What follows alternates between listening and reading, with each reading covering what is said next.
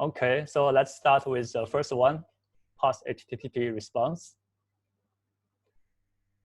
Okay, so for our modern browser, they always provide the API like XML HTTP request for people to use to initiate an API request. So for our toy browser, we'll also provide such an API to send out HTTP request. Okay, so this is how our request class looks like. So let's start with the constructor function here. Okay, there are two parts. First one is you parse in some configuring options. This part is used for TCP collection. And the next part is that we need to send some, we need to set some headers for our HTTP request. Okay, so you see here, we set a default for content type if the user doesn't parse one. And in here, we do some body text string file, because finally, you need to parse the serialized information over the network. Yeah, okay. So what does this serialize function do of the request? So people, you may know that for HTTP request, this is the format we need to send out over the network. So this serialize is just to format your options into a string so that it can be sent out through network. So for the first line, we have the request line. It consists of your HTTP method and your parse, and also the version. Okay, so followed with a /r/n becomes the headers part. Okay, so please take note this /r/n. This is quite important for HTTP. And then we follow the empty line here. Then comes our body part. Okay, so we have done a lot of preparation work for our request. Then we will send this out. So before sending out, we will create a TCP collection for it. And after the TCP collection created, we just write all the stream over the TCP layer. And we bind a data event here for the server responded information. Okay, after we get all those response test stream, we resolve it. Okay, so let's see the demo here. So to start, we need to have a simple HTTP server. So this is a very simple HTTP server created by Load API. So I just start it up. Okay, so for here, we have some client code.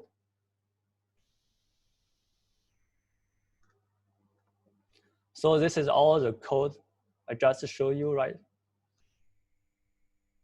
Okay, here we construct a request, then we send it out. Then let's print out the result. This result should be the HTTP response stream. So let me take the client. Okay, so you guys can see, this is what the server responded.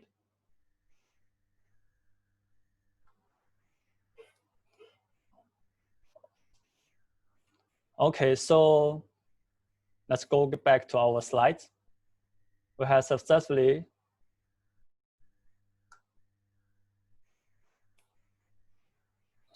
we can successfully send out a HTTP request, and we get the response from server. Then we have this piece of a string. So what does this stand for? So this one is the status line and the headers. And with an empty line, we have a body. Because our body was transfer encoding with trunked format. So the format looks like this. It's start with a chunkless. It means how many characters follows it. So for this is a hexadecimal, so it should be equals to 11. So hello world, the length is 11. And if we come with a 0, it means that our body ended. So, okay, just text makes less meaning for us. We need to parse it to be a computer understandable object. Okay, so allow the state machine for us to pass in the response stream. So in here, we defined some state for it.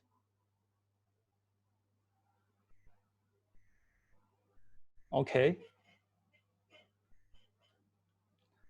And our state machine starts with waiting status line. That means we expect the first line is the status line. And all those variable is the intermediate result used to emitting result.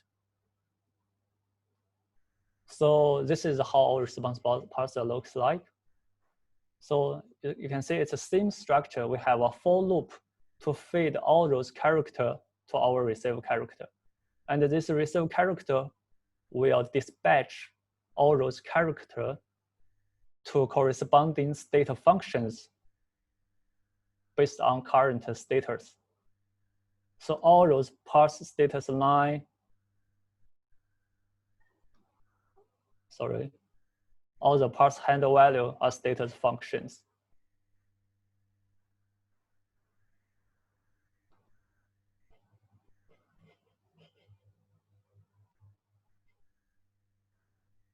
Okay, please take a look here. We have a body parser, but it's a independent class. Why we are doing this? Because as you know, we have so many content coding methods in HTTP. Yes, we are familiar with gzip or deflate or compress. So for different content coding type, we have different body parser.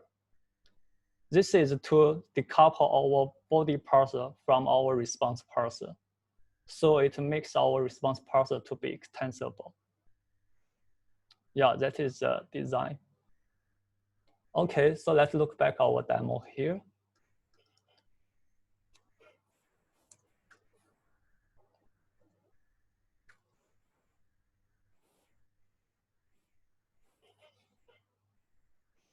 So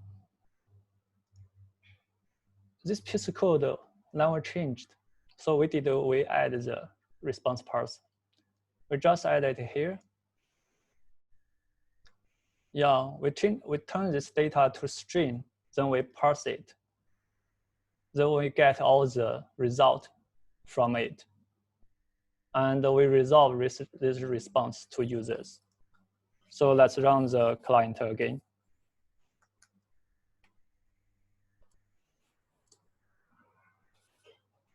Okay, so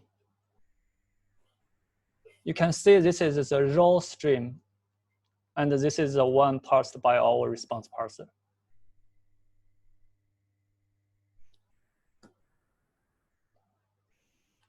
Okay, let's continue. So now we can successfully get the response body from our HTTP request. So next, we need to parse the content, which means the HTML tokenization comes first. Okay, so for HTML tokenization, it's also a state machine. The template is almost the same. It's just a for loop, and we parse every character of our HTML string to the state function. So how does our state function looks like? There are so many state functions. you can indicate the functions from the name, what they are doing. So for example, we have tag name, before attribute name, after attribute name, attribute value, and to tell if it is a self-closing start tag or not, such as the image element, it is a self-closing start tag. Okay. So you may wonder, how does the state function work? How I author all those state functions? Let's take the tag name state function as an example here.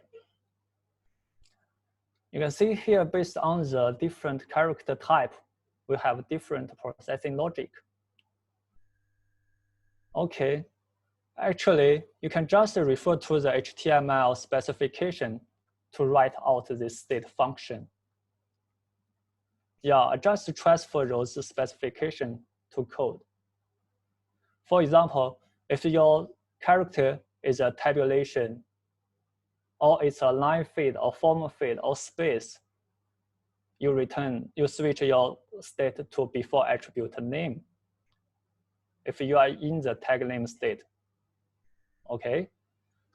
If you comes with a backslash, it means that this is a self-closing start tag. Yeah, you just follow the specification and do the state transition. If it is a ASCII character, you just append this character to the tag name. Also here is just two lowercase because the specification required that the tag name to be lowercase. Yeah, so the specification covers you well. If we click into this link, you can see there are so many state functions. Let's go to the categories. Okay. You can see there are so many state functions. So I just picked a few of them.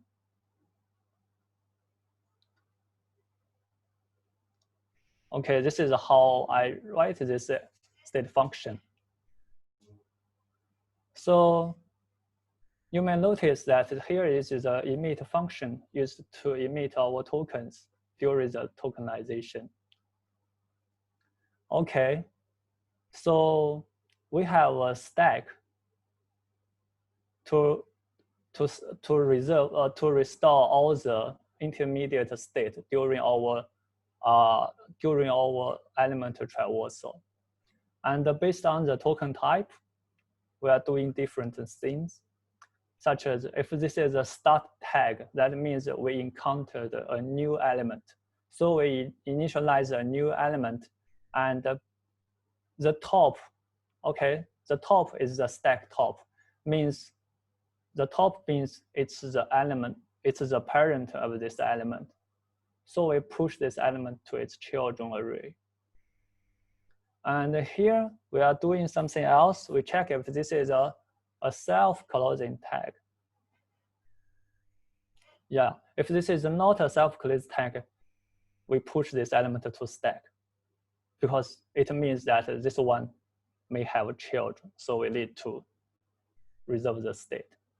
And okay, for here, if it's an end tag, that means the previous one can be popped. So this is some kind of DFS. Okay, and also we have text node. Yeah, so just based on the token type, we have different process logic. If this code is too small, I zoom in it for you. You see this is a data structure of our element. It have tag name, it have parent, and its attribute, and what is its child. Okay. So this is just some text node. We just appended the content to it. So the output of this step is that we will generate a DOM tree, and the tree structure looks like this. Okay, let's do the demo here.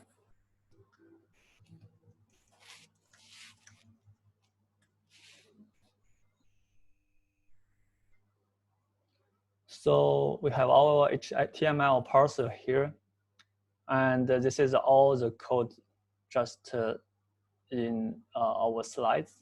And we have so many state functions, and we do the parser. So we do the parser. Yeah, we get the response from a previous step. So we parse its body, and we construct out a DOM tree. And we console log this out. To avoid any circular dependency during our JSON string file, I just turn this parent to be tag name. Okay, so let's run the client.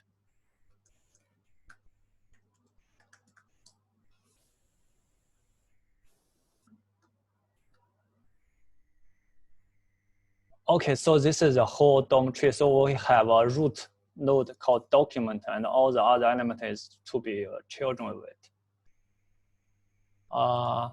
Let's see, this is our HTML. Let me find this container one.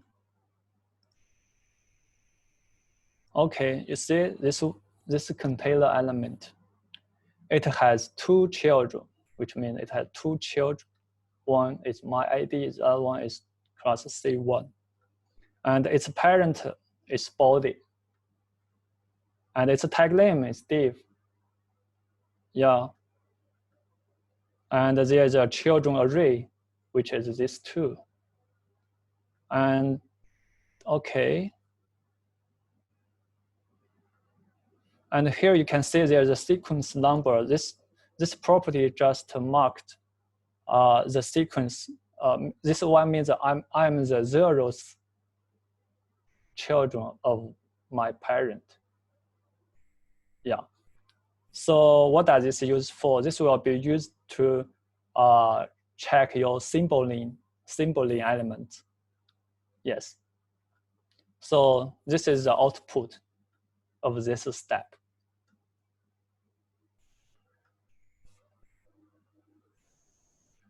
Okay, so we successfully construct a DOM tree. So next, it's time for us to build the CSS. Okay, so this is our CSS text. And here we used a third-party npm package to do the parsing part for CSS, because this part is another topic. They use the LR algorithm to parsing CSS. So I just use a third-party package to do this. So after this function, these rows will be filled such content. As you can see, I take this section as an example. It have a selectors, means container my ID, and another CSS declarations here. There are 3 of it. So now we have the CSS rules in this array. Okay, so next step is that how we match those CSS with our DOM. Firstly, I want to introduce 2 functions that during the process. One is match. So this match will accept 2 parameters. One is a DOM element. This should be the element we get from the last step. And we have a selectors. And we will check if this selector, if the CSS selectors match this element or not. If it match, yes, we are doing something. And also here is a specificity, because there may be multiple CSS selector match our DOM element. So the declarations may have different priority. So in here, we define the priority of the CSS rows. This, you can see the weight is a 4-element tuple. The first one stands for the inline style element. It takes the most hit. Okay, The second one is ID select. The third one is a class select. And the fourth one is a tag name. So you see, we didn't consider other such as the attribute selector or the universal selector. This should be considered also, but in our toy browser, we just consider 3 cases here. One is ID class, and for other things, take it as a tag name. So it do the specificity. Okay, so how this 2 function was called? In this compute CSS function, firstly, we will check if our element matches current CSS rule. If it's a match, then we calculate the specificity. Okay, then we assign the CSS declarations onto our DOM element. And during the assignment, we will check if it have a higher specificity. If it is, we will override the old value. Okay, so for this match function, I have a working version in the real environment, in the modern browser one. So let's take this. Let's take Shopee's website as example. Here. Okay, let me just copy paste. Let me copy all.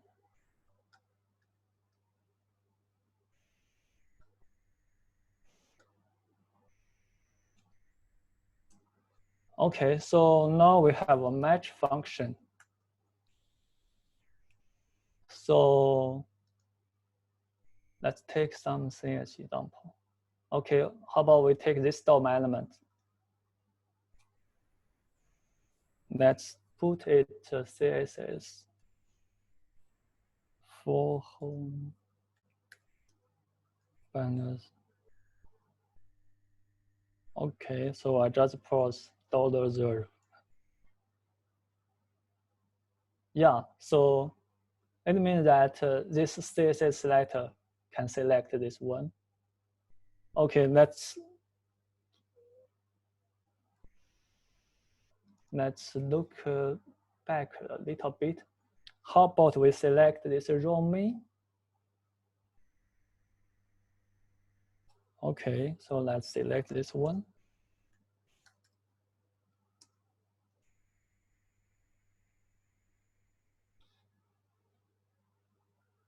Oh, why it seems there is a problem here. Let me take this one.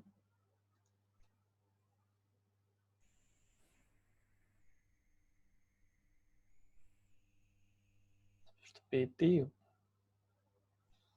Okay, so it seems this Spark, this code have some problems. Yeah, so I want to say that this match function just demonstrate how it works to check if the CSS selector matches our element. Yeah, so if you are interested, you can play it after this sharing. So for time concern, so let's continue with this. Okay, so the output of this step is that in modern browser, we have computed style. So if you go to inspector, you can see there's some CSS statement was override by others. So this is how specificity here. So for our toy browser, we will add a new property named computer style to our DOM element. So this should be our output. We will add another property for our DOM element. Okay, let's do the demo.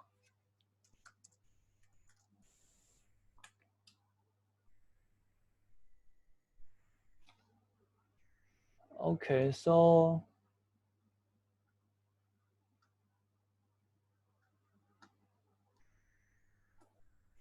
Okay, immediately after we initialize this element, we will compute CSS for it. Okay, so this compute CSS will try to add AZ CSS declaration to our DOM element. Okay, so for here is where we start to collect the style sheets for it. So if the end tag name is style, it means that we collected some style row. So this add CSS row will add all those style to our array, to this array. See? Okay. So let's run.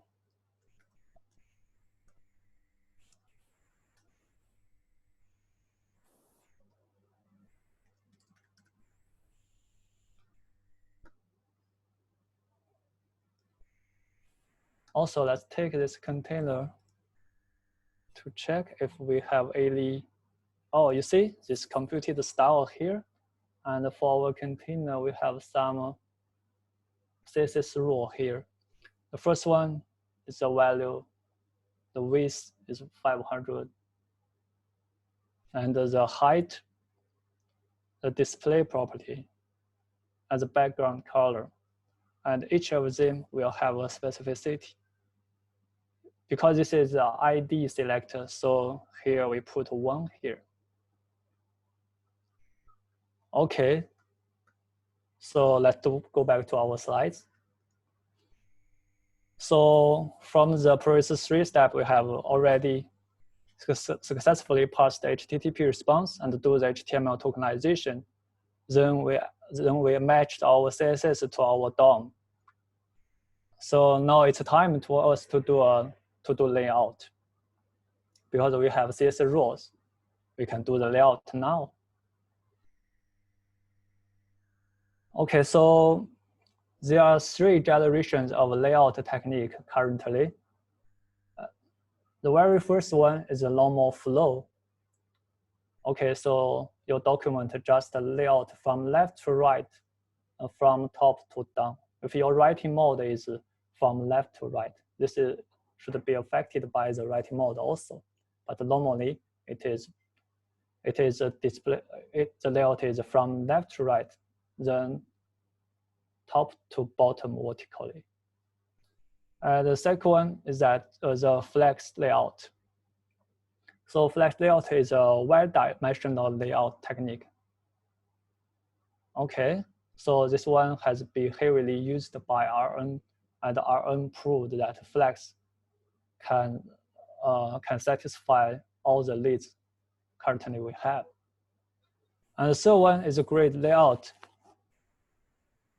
Okay, so last time we did a sharing on grid and how he used the grid layout to draw this cute pixel logo. If you're interested, you can revisit it. So for our toy browser, the flex layout is the most easy one to be implemented. So I choose the flex layout to be our layout solution for our toy browser. Okay, let's see how we do it. If you check the documentation, this is how the documentation defines flex layout. It have a main axis and a cross axis. So this is a 2 direction. For this 2 direction, we have 10 variables. Okay, so the main size means the element size along the main axis. And the main start means the start, we start from left or start from right, and the main end. Okay, the main style means it's a direction of our layout. So it means you lay out from left to right. If it is a negative value, means you may be lay out from right to left. So such as a flex direction to be row reverse. Okay. So okay, so all those 10 variables is just abstraction of your layout. And based on different flex direction, you give them different value. So your logic behind the below this can be unique. So this is a abstraction layer. Okay.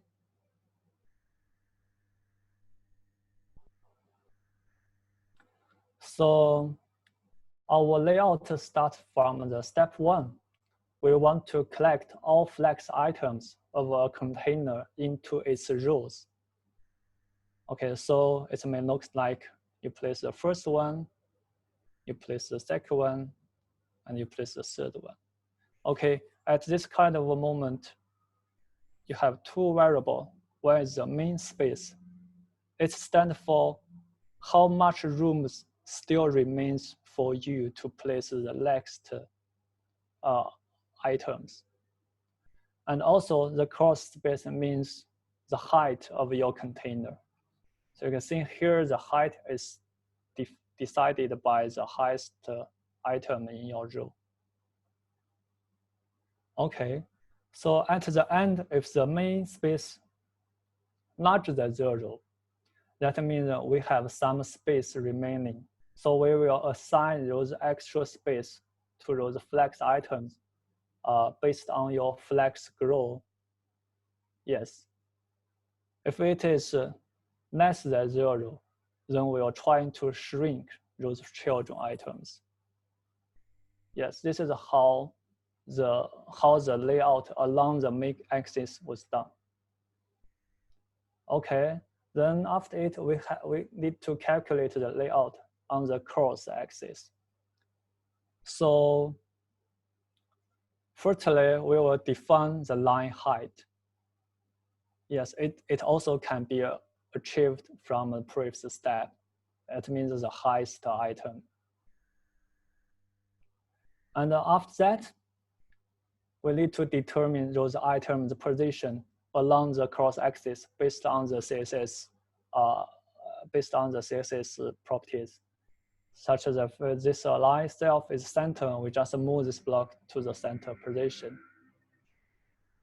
If this if the line itself is a flex end, then we move it to the bottom of the container. So this is just the basic idea behind the layout. So just in general, there's 2 steps. One is the main axis, the other is the cross axis. So what is the output of this? So for a modern browser, if you try to check the bounding client rect, you will get an object with this matrix here. Okay, so this property defines a rectangle's position and the size. So you know where to place your element in your browser page. Okay, so also for our toy browser, we may add a property named style to our DOM element. Maybe this property name should be position or something else. Yeah, but finally we need to add another property to our DOM element, and also it have this kind of position information. This will be used for our render. Okay, so the layout, so for layout, we'll just calculate all those 6 metrics to define the position of our rectangle on our page. Okay, so let's do the demo.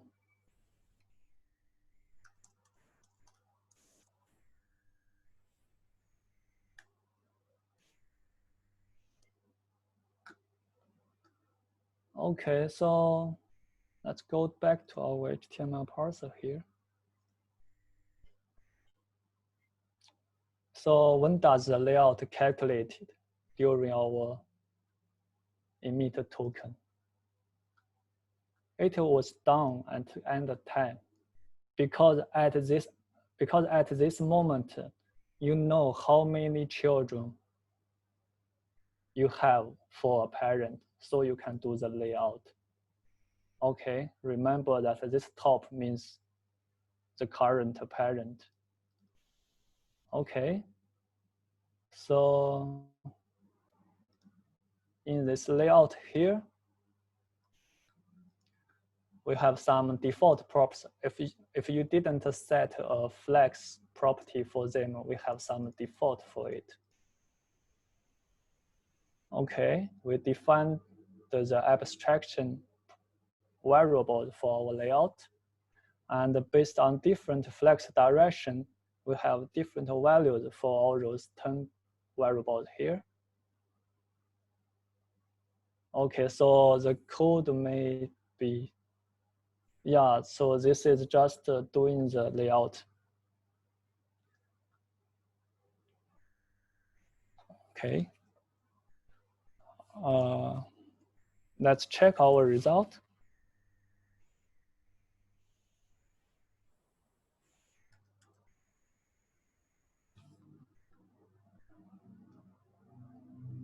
Okay, so this is a computed style we get from the last step. And during layout step, we use the computed style to calculate our position information. You can see the final coordinates matrix for our element is assigned here. We have height, width. For rows didn't have other properties, we have a default value for it. Okay, let me take a good example here. Okay, how about this one? You have left, right, top, bottom, height, width, and with all those information, you're good to do the render. Okay, so this is a layout step. Okay, so finally we can render it. So for render one, I use a image package. This one can take in your width or height and the position maybe, and fill all those color values because we have RGB, so it will fill those values. And those images will turn our position information into bitmaps. So the output of our render should be an image here. Okay, let's do the demo.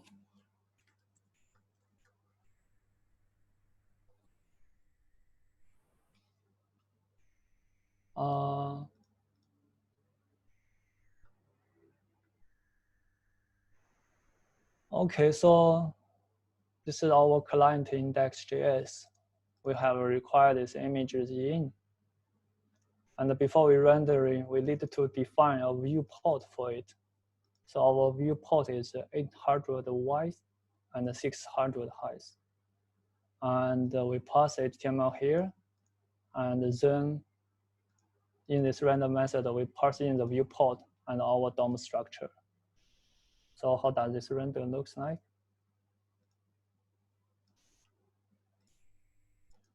Yeah, it's just called the images API.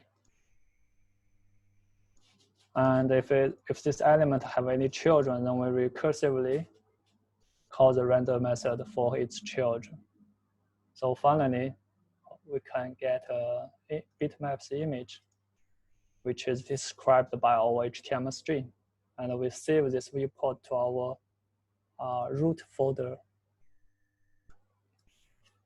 Okay, so this is our HTML. Then we start to run our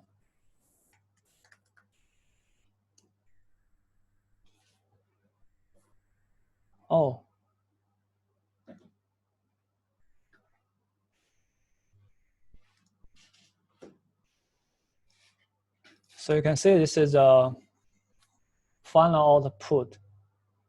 Let's do some change. They are squeezed together, so we in its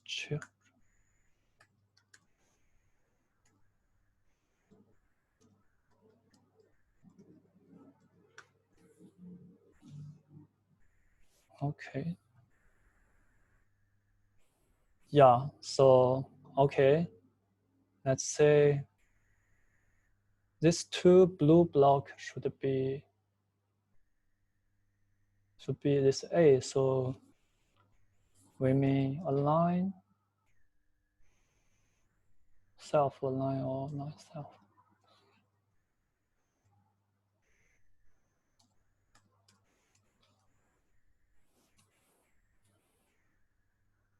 Yeah. Okay, so that is the whole process. So let's verify it in the real browser to see if we are doing the right.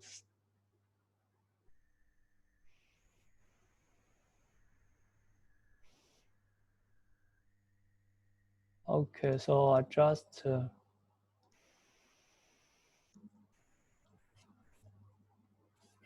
replace all the HTML to be our HTML.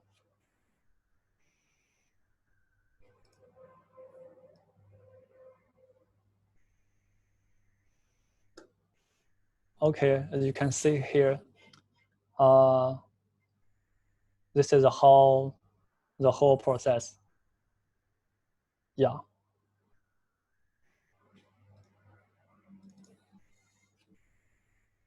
Okay, I think that's all for me. Thank you for listening. Wow, am I joining the? Wow, okay. So thanks for this sharing. There are actually people are more excited than you look like right now. You know, there's like yeah, there's like multiple celebrations going on, and people are like super amazed. Like people are saying that this is the most ambitious talk that we're having in the meetup. Right. So got any questions from the audience? Actually, we were also talking about so you were there for Jenny's dry run, right?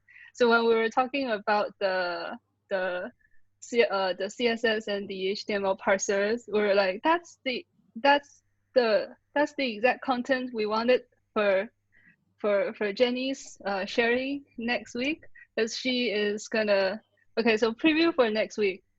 Uh, we have a talk about parsers. So remember we did the tokenizer today for the HTML and CSS parser here.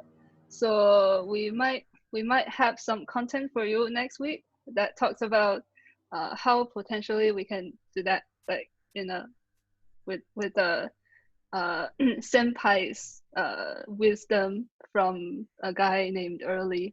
So yeah, okay, we do have questions. The first one, I think both one from Aaron. So first one, do you handle the case where width is not specified? Way is not specified. Regarding which part?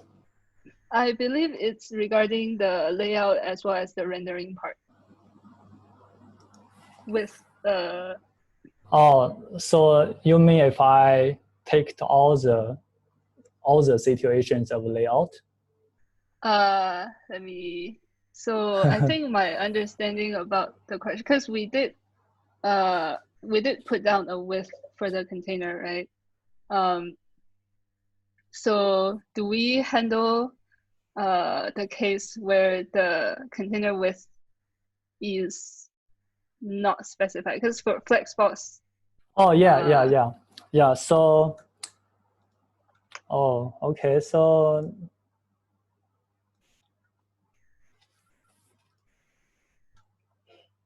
well, Singapore CSS is saying it's not practical, but let's see. Yeah, how do we do this potentially?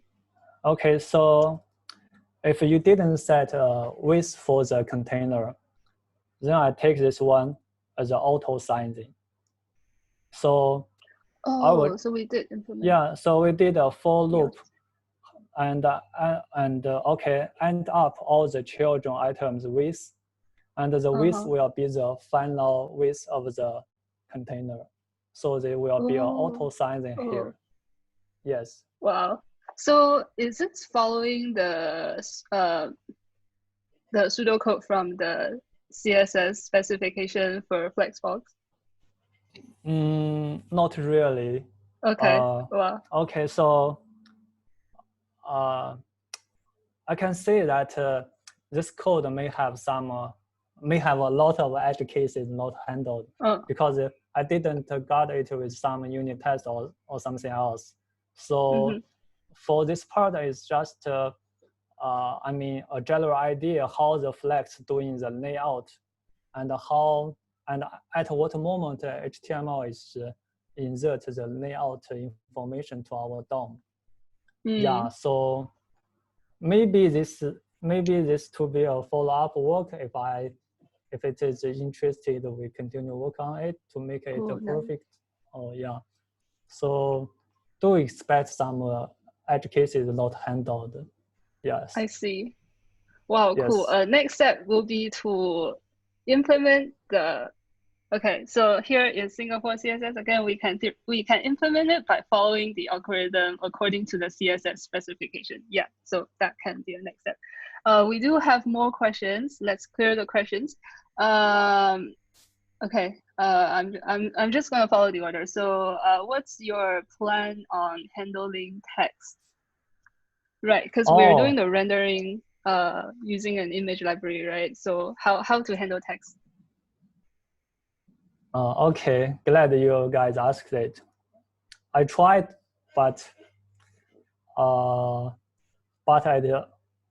it's quite a huge topic, I think.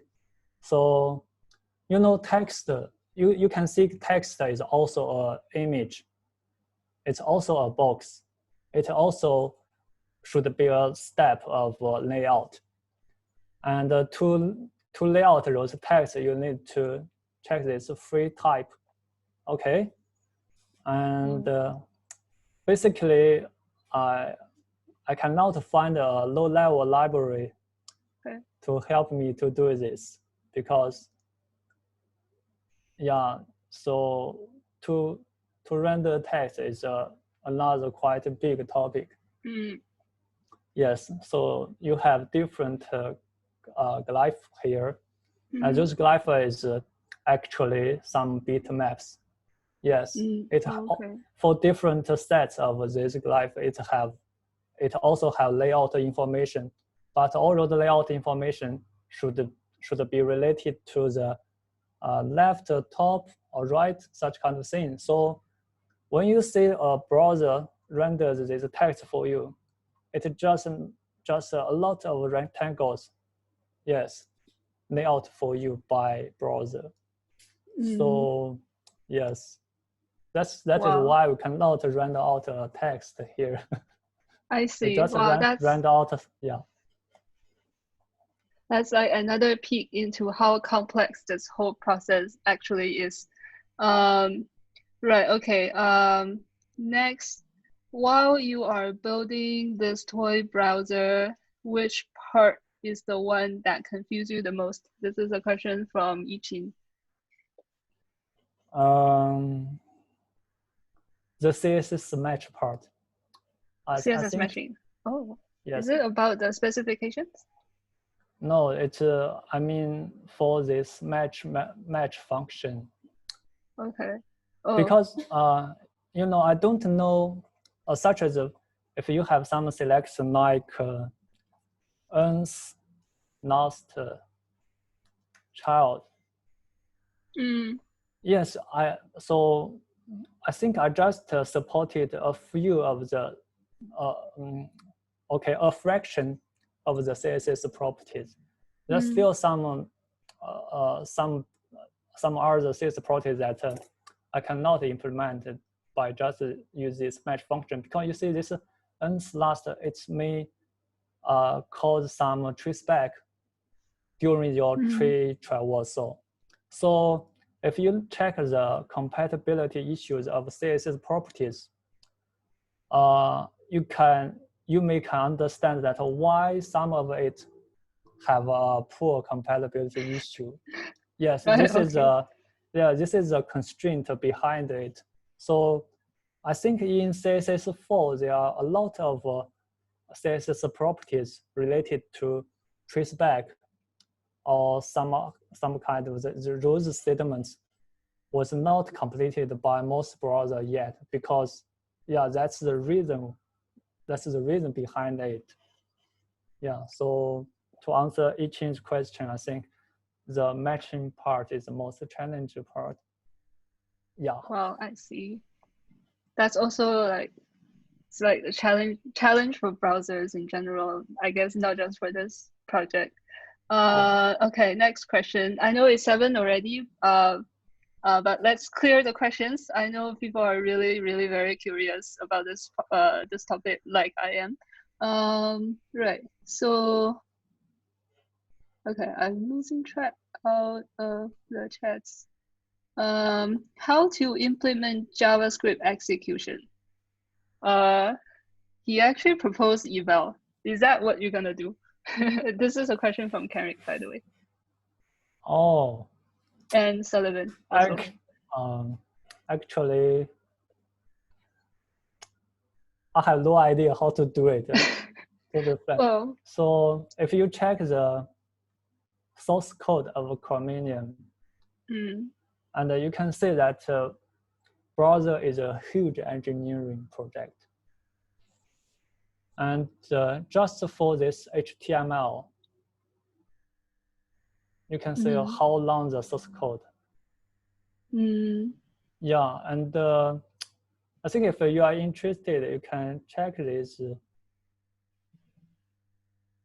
Yeah, check the source code. I think it's a JS code or something. Oh, sorry, I cannot find it. And okay, sorry for CSS.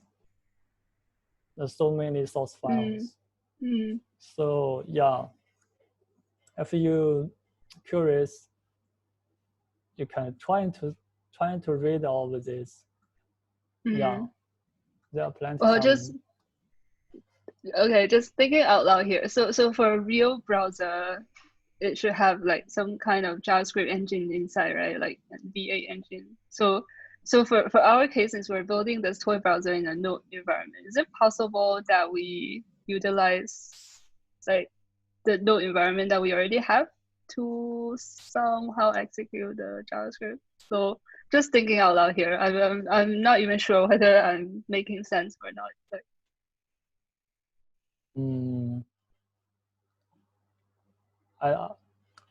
Actually, I'm not quite sure about this part. Okay, no worries. This is quite beyond my knowledge. Well, I think it have something to do with the virtual machine, the sandbox. Yes. Yeah. Sandbox. Oh, okay. Well, let's skip this. Let me see if there is any. Am I missing any questions? Please remind me here if that's all the questions we have. Let me wait a little bit. I think we are covering all the questions now.